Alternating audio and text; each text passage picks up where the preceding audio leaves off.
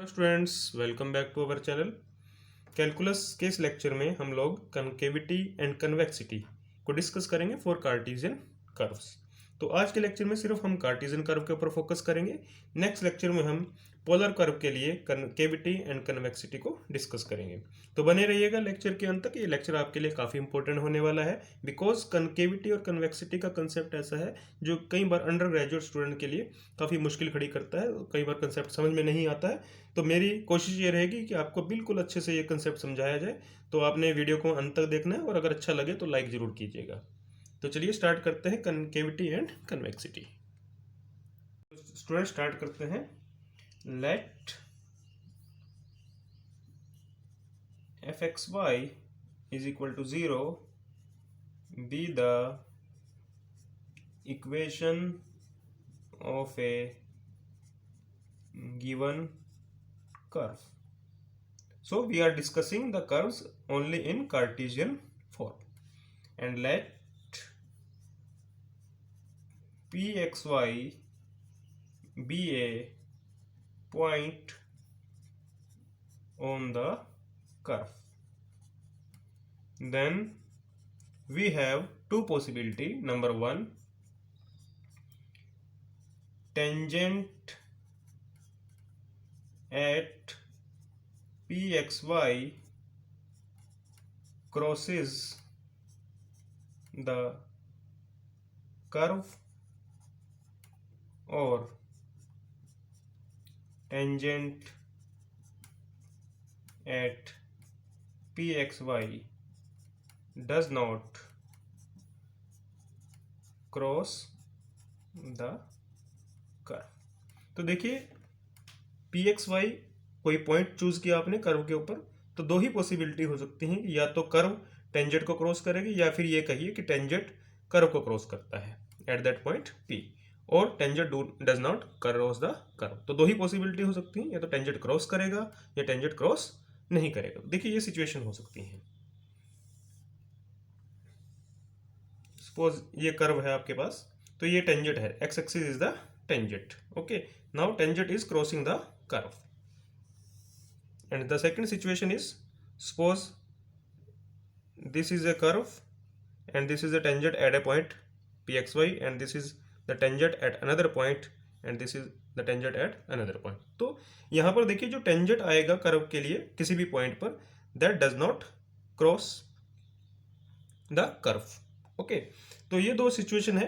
इन दोनों सिचुएशंस के आगे हम कैटेगराइज करेंगे कि अगर टेंजेंट क्रॉस करता है कर्व को या टेंजेंट क्रॉस नहीं करता है, तो क्या क्या सिचुएशन हो सकती है। तो सबसे पहले हम ये केस डिस्कस करेंगे जहां पर टेंजेंट कर्व को क्रॉस नहीं करता है, और इसी कंसेप्ट की वजह से हमारे पास दो कैटेगरी अराइज होती हैं, that is concavity and convexity.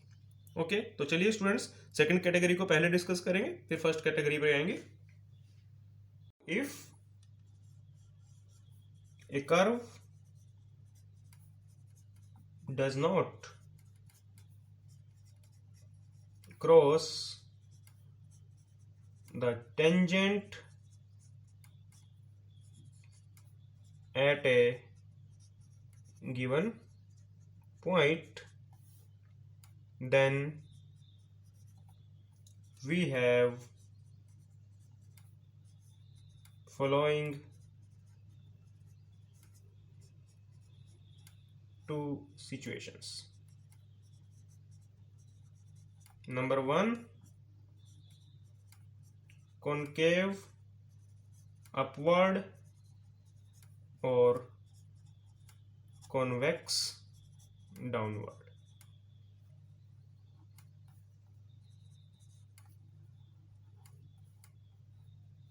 Convex downward, तो ये एक ही सिचुएशन है, कॉन्केव अपवर्ड कहिए या कॉन्वेक्स डाउनवर्ड कहिए। कैसे डिफाइन करेंगे? If for the given point P x y there is a portion of the curve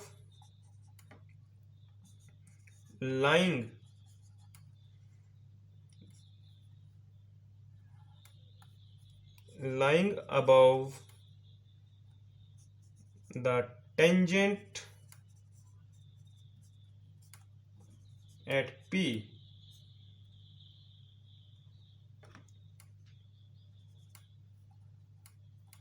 in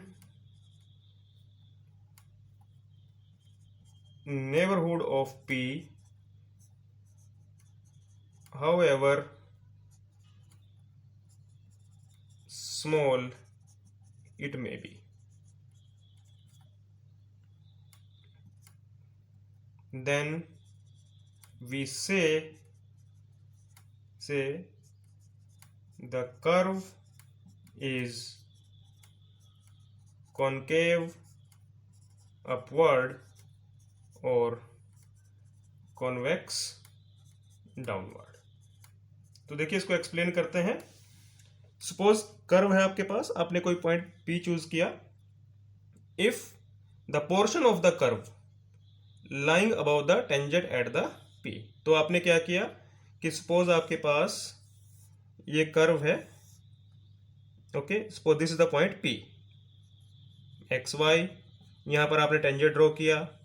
तो P के नेबरहुड में, चाहे कितना भी छोटा नेबरहुड लें P के नियर अबाउट, तो कर्व का जो भी पोर्शन आएगा that lie about the tangent, tangent से ऊपर कर्व का पोर्शन लाई करेगा for every neighbourhood of P।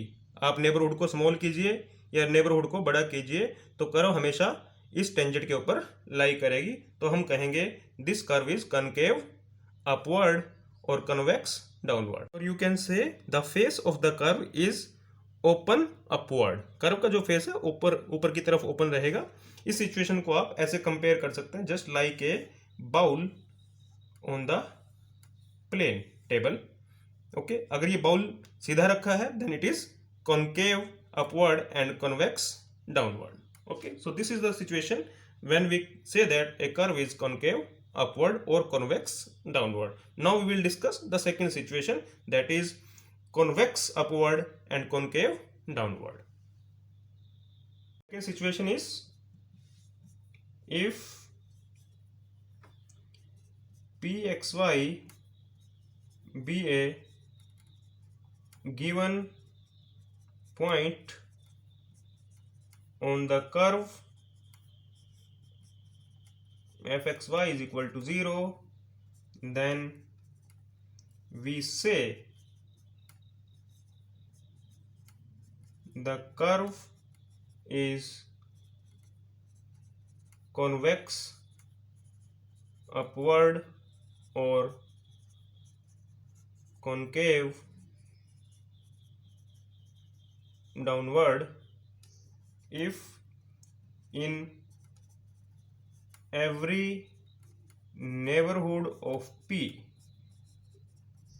however small it may be,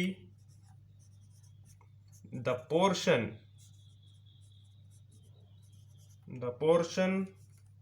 of the curve lies below the tangent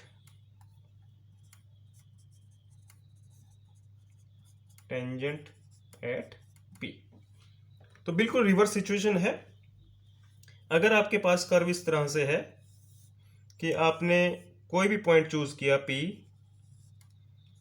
उस पॉइंट पे टेंजेंट ड्रॉ किया, तो P के नेबरहुड में जो कर्व का पोर्शन है that will lie below the tangent at that point, तो टेंजेंट के नीचे रहेगा कर्व।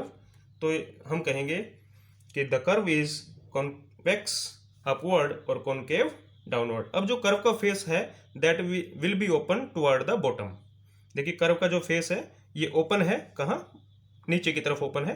तो this is the convex upward and concave downward, and this is just like the situation when a bowl is reverse side placed on the table.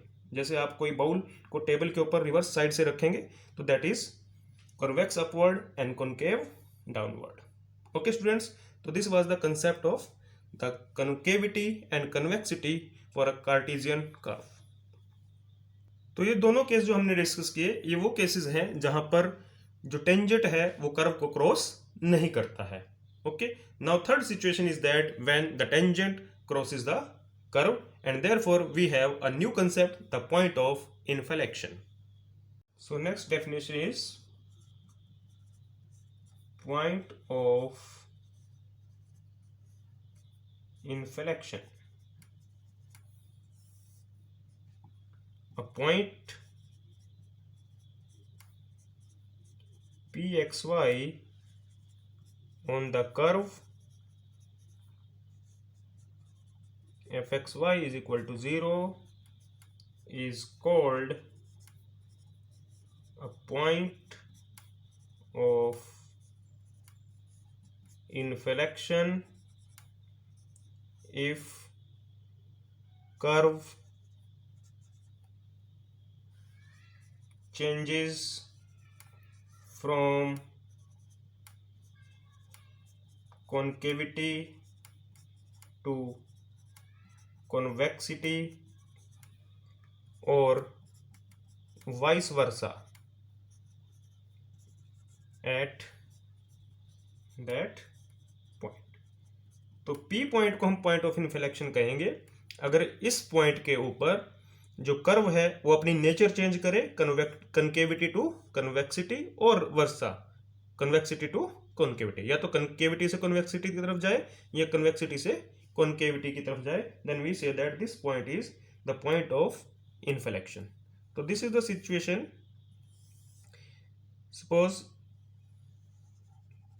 this is the curve, then you can see that this origin 0 0, here the curve is concave upward, but here the curve is concave downward. Okay, so यहाँ concavity है and this is convexity. Okay, so this point origin is the point of inflection और इसको कह सकते हैं point of sudden change. Okay, sudden change आया है concavity to convexity और convexity to concavity. So this is the point of inflection and this is the point where the tangent tangent cross the curve. So this is the third situation, the point of inflection. Okay, now we will apply this theory part to the numerical question. How we can compute the point of inflection, how can we decide that a curve is concave upward or convex upward at a particular point. So let's start the numerical questions. Working to discuss करते हैं for concavity, convexity and the point of inflection. Let pxy be the given point on the given curve. Suppose आपने कोई point P choose किया, then if tangent at P is not parallel to y-axis, okay, that is dy by dx should not be infinity. Okay, then we say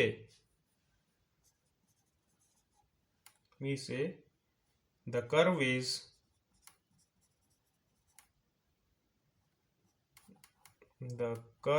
is number 1 concave upward at pxy if the second derivative d square y by dx square at that point is greater than 0. And number 2 concave downward at pxy if the second derivative at that point is negative. Okay, and the third point, if the second derivative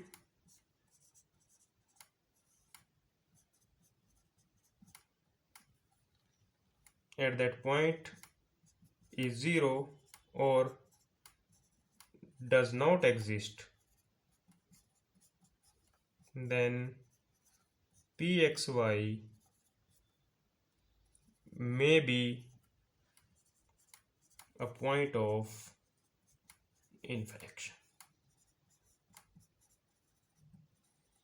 Okay, and if d square y by dx square changes its sign while passing through pxy, then we confirm that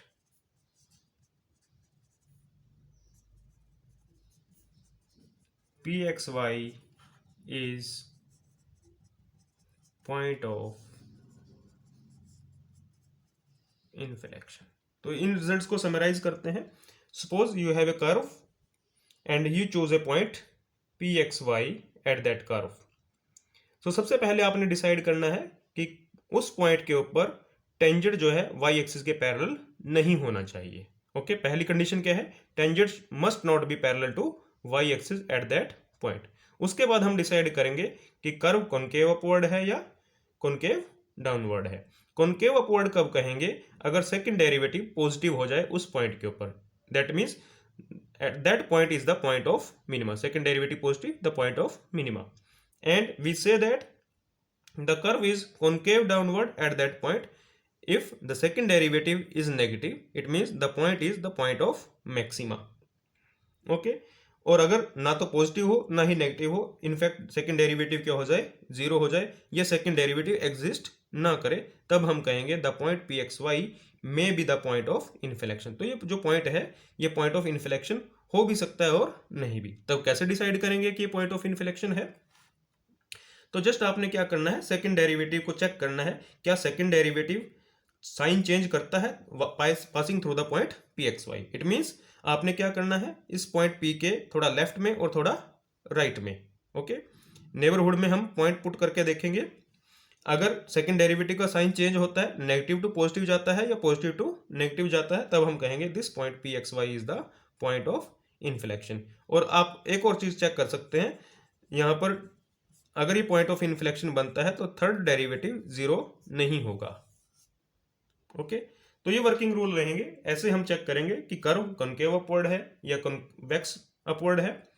okay, या point of inflection. तो अभी इन rules को हम numerical questions के ऊपर apply करते हैं. तो चलिए स्टार्ट करते हैं न्यूमेरिकल क्वेश्चंस. फर्स्ट क्वेश्चन देखिए स्टूडेंट्स, क्या प्रूव करना है हमने कि ये जो फंक्शन है that is concave upward while this function is convex upward everywhere. Everywhere means in at every point of the domain. Okay, तो सॉल्यूशन देखिए. तो जो भी कर्व है उसके लिए आपने सेकंड डेरिवेटिव कैलकुलेट करना है. ओके, तो फर्स्ट कर्व के लिए देखिए, if y is equal to e raise to power x, then second derivative is again e raise to power x and that is always greater than 0.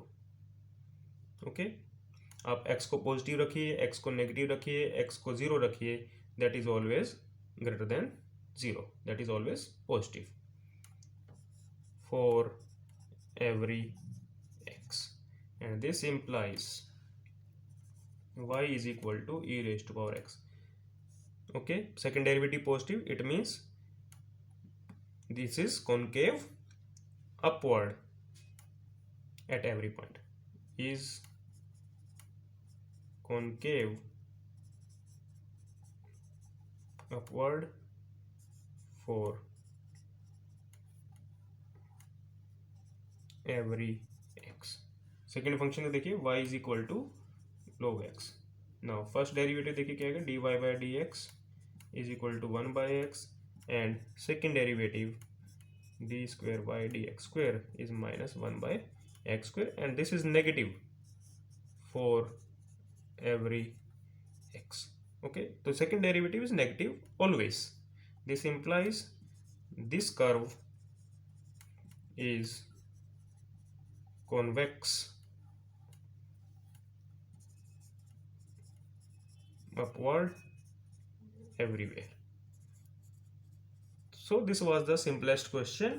Okay, तो यहाँ पर आपने बड़े इजीली चेक किया कि the curve is First curve is concave upward and the second curve is convex upward. So let's move to the second question. ये student second question देखते हैं। आपको कर्व गिवन है, आपने ये डिसाइड करना है कि कौन कौन से सब इंटरवल होंगे 0 to 2 पाई के बीच में जहां पर ये कर्व कॉनकेव अपवर्ड हो सकती है या कॉनकेव डाउनवर्ड हो सकती है। तो वर्किंग रूल वही रहेगा। सबसे पहले हमने डेरिवेटिव फाइंड आउट करना है। फर्स्ट डेरिवेटिव फाइंड आउट करिए, dy by dx, e raise to power x as it is, cos x का derivative minus sine x and sine x का derivative cos x plus cos x plus sine x as it is e raise to power x। Okay, तो e raise to power x common ले लें, cos x 2 cos x, sin x cancel हो जाएगा तो ये बचेगा 2 cos x। तो derivative आ गया हमारे पास 2 e raise to power x cos x। Now second derivative find out करते हैं, 2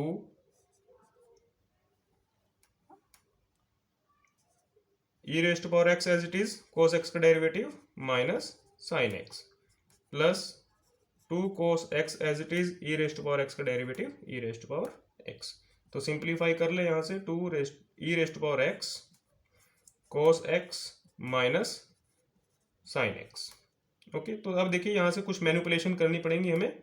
2 e raise to power x आप क्या करें, √2 से मल्टीप्लाई कर ले, √2 से डिवाइड कर ले। तो ये आप इसको ऐसे लिख सकते हो, cos x into 1 by √2 minus sine x into 1 by √2। Okay, तो ये हो जाएगा 2 e raise to power x √2। आप इसको लिख सकते हैं cos x sine pi by 4 minus sine x cos pi by 4। Okay, 2√2 e raise to power x, cos a sine b minus sine a cos b। तो ये हमारे पास formula हो गया cos of x plus pi by 4। Okay, तो ये second derivative आ गया। अब अगर ध्यान से देखें आप, ये फैक्टर तो पॉजिटिव है, 2√2 and e raise to power x, this is always greater than 0, this is always greater than 0। तो ये फैक्टर डिसाइड करेगा कि सेकंड डेरिवेटिव पॉजिटिव होगा या नेगेटिव। तो देखिए अब इसको कैसे हम सोल्व करेंगे, बड़ा इंटरेस्टिंग रहेगा आगे। तो सेकंड डेरिवेटिव देखिए क्या है हमारे पास, d² by dx², 2√2 e raise to power x cos of x plus pi by 4। तो देखिए इसको हम ऐसे विजुअलाइज करेंगे, this is 0, this is pi, this is pi by 2 and this is 3 pi by 2। Okay, आप इसको 2 पाई भी कह सकते हो। Okay, now x plus pi by 4 है, इट मीन्स पाई बाय 4 एंगल ऑलरेडी कवर कर चुके हैं हम। ओके, तो this angle is also pi by 4। Okay, तो देखिए अब पाई बाय 4 ऐड करेंगे, यहाँ पर x को 0 रखिए तो आपके पास ये आएगा, x को 0 रखेंगे तो पाई बाय 4 आएगा, इट मीन्स ये लाइन आ जाएगी आपके पास। ओके, x को पाई बाय 4 रखेंगे तो पाई बाय 2, इट मीन्स आप इतना मूव कर गए। और जैसे ही आप x को पाई बाय 4 पुट करेंगे तो पाई by 4 plus pi by 4 cos pi by 2, cos pi by 2 is 0। Okay, और आप जानते हैं कि जब तक आप इस फर्स्ट क्वाड्रेंट में रहेंगे cos की वैल्यू पॉजिटिव रहेगी। तो ओरिजिनली आपके पास पाई बाय 4 है, आपने पाई बाय 4 ऐड किया तो पाई बाय 2 पर आ गए आप, और वैल्यू तब भी क्या रहेगी, नेगेटिव नहीं आएगी। ओके, तो it means if x belongs to 0 to pi by 4, okay, x के आप 0 ऐड करेंगे तो पाई बाय 4 रहेगा, पाई बाय 4 ऐड करेंगे तो पाई बाय 2, इट मीन्स आप यहां पर मूव कर रहे हैं। Okay, then cos of x plus pi by 4, देखिए x 0 और पाई बाय 4 के बीच में है, तो ये वैल्यू हमेशा कैसी रहेगी, पॉजिटिव, बिकॉज आप फर्स्ट क्वाड्रेंट में मूव कर रहे हैं। ओके, नाउ अगर x बिलोंग करेगा पाई बाय 4, तो देखिए अब आप यहां पर आ गए। ओके, इसके बाद अगर आप इसमें पाई एंगल ऐड कर दे, कितना ऐड कर दिया आपने, पाई, एक रोटेशन, ओके, हाफ रोटेशन, तो यहां पर भी नेगेटिव और यहां पर भी negative, second quadrant and third quadrant. तो पाई बाय 4 और पाई बाय 4 में आपने पाई ऐड कर दिया तो कितना हो गया, 5 पाई बाय 4। तो आप अब इस क्वाड्रेंट के अंदर मूव कर रहे हैं, तो देन cos of x plus pi by 4, this is negative. Again अब आप इससे आगे आइए, ये आप देखिए पाई बाय 4 में आपने पाई ऐड किया तो अब यहाँ पर आपके पास 5 पाई बाय 4 हो गया। ओके, अब 5 पाई बाय 4 से आगे आप 2 पाई तक जाएंगे, तब फिर कोस आपका कैसा हो जाएगा, पॉजिटिव, बिकॉज कोस की वैल्यू यहाँ फोर्थ क्वाड्रेंट में पॉजिटिव आएगी। ठीक है, now if x belongs to pi 5 pi by 4 to 2 pi, then again cos of x plus pi by 4 is positive। Okay, तो सेकंड डेरिवेटिव इस फैक्टर के ऊपर डिपेंड कर रहा है और इस फैक्टर को आपने स्टडी किया।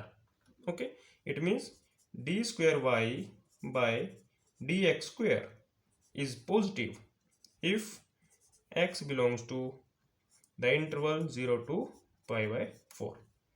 इट मीन्स यहां पर जो कर्व है वो कैसे रहेगी, पॉजिटिव है, तो कॉनकेव अपवर्ड। ओके, इस इंटरवल में concave upward.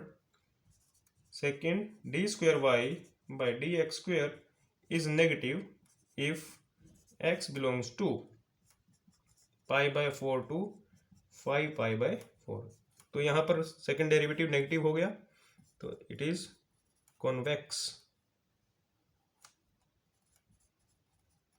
convex upward।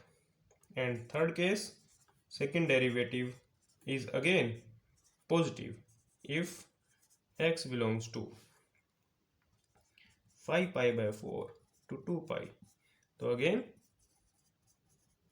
concave upward।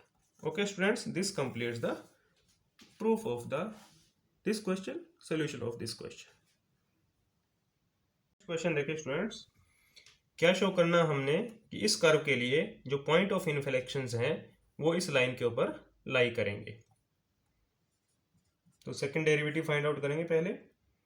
तो y जो कर्व है उसको आप लिख सकते हो plus minus x minus a and square root x minus B.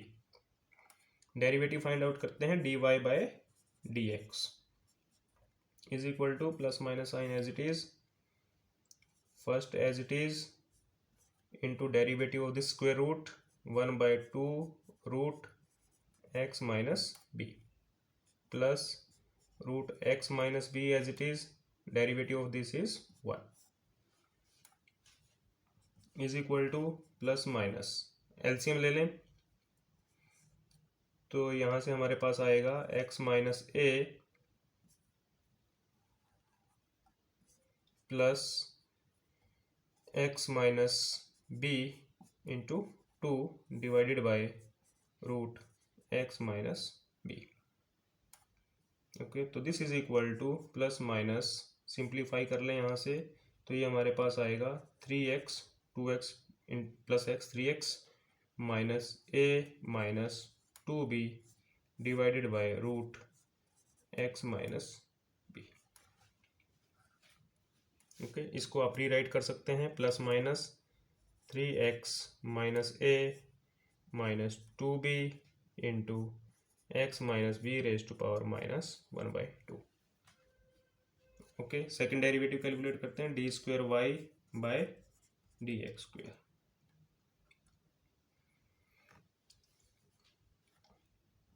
To साथ में था यहाँ पर और ये भी 2 साथ में रहेगा। ओके, तो 1 प्लस माइनस 1 बाई 2 बाहर निकाल लें। ओके, तो अब यहाँ से देखिए 3x minus a minus 2b as it is, derivative of this minus 1 by 2 x minus b minus 3 by 2 plus x minus b minus 1 by 2 as it is, derivative of this is 3। Okay, further simplify करते हैं यहाँ से, plus minus 1 by 2। Okay, तो ये 1 by 2 देखिए 1 by 2, minus को यहाँ adjust कर दें इस माइनस के साथ, तो आप इसको लिख सकते हो a plus 2b minus 3x। Okay, divided by x minus b raise to power 3/2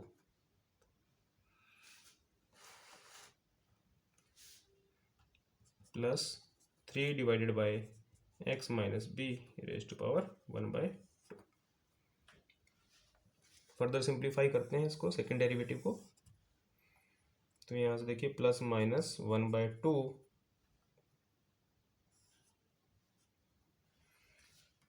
आप इसमें से कॉमन ले लें,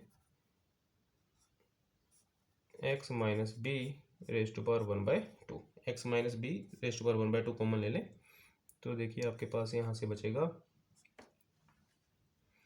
ए plus 2b minus 3x divided by 2, ये साथ में है, 2 into x minus b plus 3।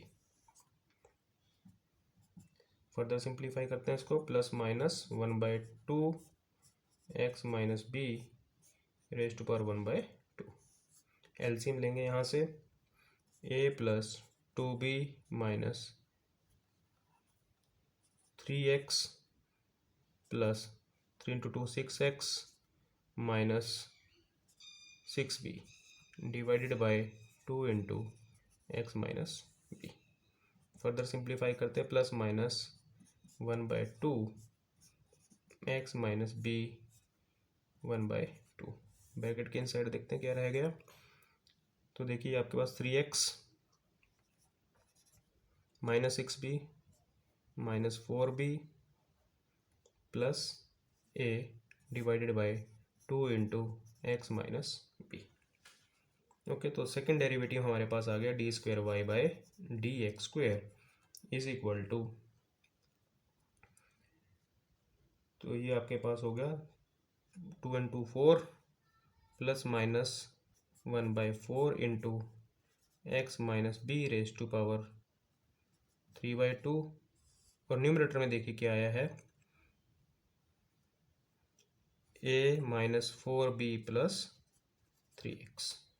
और आप सेकेंड डेरिवेटिव है, पॉइंट ऑफ इन्फ्लेक्शन कब होगा, जब सेकेंड डेरिवेटिव 0 होगा। तो for point of inflection second derivative को 0 रखेंगे, this second derivative must be 0। It means a minus 4b plus 3x must be equal to 0, and this is the line where the point of inflection lies. So this is the solution of the our question. Okay, तो ये हमने क्या किया, second derivative calculate किया, और point of inflection के लिए आपको क्या चाहिए, सेकेंड डेरिवेटिव 0 होना चाहिए। ओके, सेकेंड डेरिवेटिव को 0 रखा तो हमारे पास ये लाइन आ गई जहां पर पॉइंट ऑफ इन्फ्लेक्शन लाई करेंगे। Okay students, this completes the solution of this question. Question देखें स्टूडेंट्स, हमने क्या करना है, हमें इक्वेशन गिवन है कर्व की पैरामीट्रिक कोऑर्डिनेट्स में। Okay, x and y they are the function of theta. हमने point of inflection find out करना है, और मोर ओवर जो पॉइंट ऑफ इन्फ्लेक्शन आएगा उसका एक्स कोऑर्डिनेट क्या होगा ये हमने फाइंड आउट करना है। तो वैसे ही आपने क्या करना है, यहाँ पर सेकेंड डेरिवेटिव फाइंड आउट करना है। तो उसके लिए पहले हमें dx by d theta find out करेंगे। dx by d theta is b sine theta, dy by d theta is, derivative करें, a minus b cos theta. तो यहाँ से फर्स्ट डेरिवेटिव निकाल लें, dy by d x. dy by d x is dy by d theta divided by dx by d theta. Okay, तो ये हमारे पास आएगा a minus b cos theta divided by b sine theta. Now derivative find out करेंगे, d² y bye dx²। तो ये जो expression है इसको with respect to theta and then dx by d theta.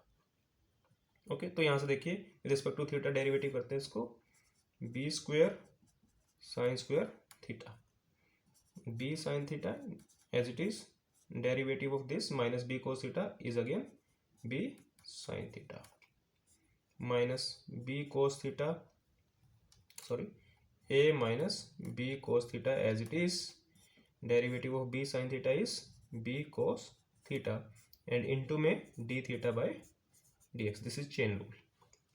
Okay, तो यहाँ से सिंप्लीफाई करते हैं इसको, this is b² sin² theta minus ab cos theta plus b square cos square theta divided by b square sine square theta into d theta by d x, this is d x by d theta, reverse कर दें 1 by b sine theta. Simplify करके लिखते हैं इसको, b square sine square theta b square cos square theta that is b square minus a b cos theta divided by b cube sine cube theta. तो this is the second derivative. Okay, now for point of inflection, point of inflection कैसे find out करेंगे, second derivative को zero रखेंगे, d square y by d x square must be equal to zero and this implies b square minus a b cos theta, second derivative ये है, इसको आपने zero रखना equal to zero and this implies cos theta, देखिए क्या आएगा हमारे पास,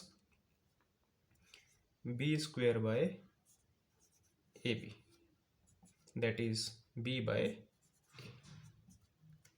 okay तो कोस थीटा हमारे पास क्या आ गया, बी बाय। हमने क्या करना है, जो पॉइंट ऑफ इन्फ्लेक्शन आएगा उसका एक्स कोऑर्डिनेट फाइंड आउट करना है। तो हमारे पास कोस थीटा की वैल्यू आ गई, पुट कर दें यहाँ पर x is equal to a minus b cos theta. देखिए जो भी हमारे पास पॉइंट ऑफ इन्फ्लेक्शन होगा उसके लिए कोस थीटा हमने फाइंड आउट कर लिया। ठीक है, तो आप ये जो कोस थीटा है यहाँ से एक्स कोऑर्डिनेट निकाल सकते हैं, a minus b cos theta, a minus b cos theta की वैल्यू क्या है, बी बाय ए, तो ये हो गया b square by a, this is equal to a square minus b square by a. तो यही हमने फाइंड आउट करना था कि जो पॉइंट ऑफ इन्फ्लेक्शन होगा उसका एक्स कोऑर्डिनेट ये होगा। बट अभी एक काम और बाकी है, क्योंकि सेकंड डेरिवेटिव जीरो आ जाए तो उसके बाद हमने ये चेक करना है कि जिस पॉइंट पर सेकंड डेरिवेटिव जीरो आया उस पॉइंट पर थर्ड डेरिवेटिव जीरो नहीं होना चाहिए, तभी हम कहेंगे कि it is a point of inflection. तो अब ये जो पॉइंट आया हमारे पास, अब हम यहाँ पर थर्ड डेरिवेटिव चेक करेंगे। हमने सेकंड डेरिवेटिव को एक बार फिर से लिखा और d x by d theta इसको हमने यूज करना है। तो थर्ड डेरिवेटिव फाइंड आउट करेंगे, d cube y by d x cube. तो सबसे पहले with respect to theta derivative करेंगे क्वोशंट रूल से, b six sine six theta, b cube sine cube theta as it is the derivative of numerator, okay with respect to theta, तो ये आएगा हमारे पास minus a b cos theta का derivative sine theta और minus से ये हो जाएगा plus, minus b square minus a b cos theta as it is derivative of the denominator 3b cube sine square theta cos theta and साथ में d theta by d x. Okay, तो simplify करते हैं यहाँ से, this is a b four sine four theta minus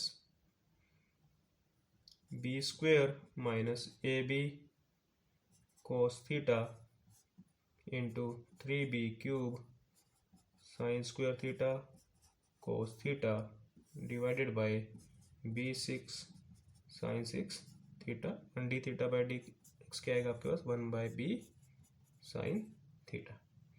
further simplify करते हैं, ये न्यूमरेटर में हो जाएगा b seven sine seven theta. Okay, तो यहाँ से न्यूमरेटर को सिंप्लीफाई कर लेते हैं, a b four sine four theta multiply करते हैं, minus 3b 5 sine square theta cos theta plus 3ab 4 sign square theta कोस स्क्वायर थीटा। नाउ अब देखिए यहाँ से हम साइन स्क्वायर थीटा कॉमन ले सकते हैं, sign square theta sine square theta, sign square theta common ले लें, साइन स्क्वायर थीटा। ओके, अब देखिए यहाँ से b4 b5 b4, तो यहाँ से आप क्या कर सकते हैं, b4 कॉमन ले लें, b4 साइन स्क्वायर थीटा। तो देखिए यहाँ पर क्या रहेगा, this is a sine square theta, b4 common चला गया तो minus 3b cos theta plus b4 sine square theta common चला गया तो 3a cos square theta divided by b7 sine 7 theta. तो कैंसिल आउट कर दें यहाँ से, तो this is b cube sine square theta से ही रह जाएगा साइन 5 थीटा। न्यूमरेटर में देखिए क्या रहेगा, ए साइन स्क्वायर थीटा को आप लिख लें, बिकॉज हमने क्या यूज करना है, हमने ये यूज करना है cos theta is equal to b by a. Okay, तो यहां से देखिए अब यहां से हम क्या करेंगे, ए साइन स्क्वायर थीटा को लिख ले 1 minus cos square theta minus 3b cos theta plus 3a cos square theta divided by b3 sine 5 theta. Okay, अब कोस थीटा को अगर आप फर्दर इसको सिंप्लीफाई कर लेते हैं पहले, तो ये हमारे पास न्यूमरेटर में रह जाएगा a minus a cos square theta 3a cos square theta, this is 2a cos square theta minus 3b cos theta divided by b cube sine 5 theta. और देखिए अगर आप कोस थीटा को वैल्यू रखेंगे b बाय ए,